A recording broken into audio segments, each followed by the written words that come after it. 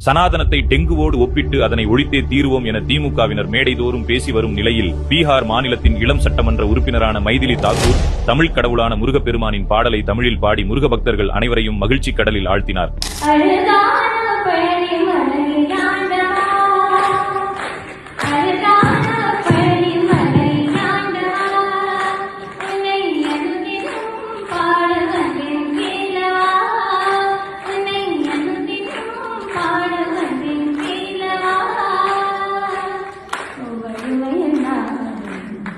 வாவடி வேலனே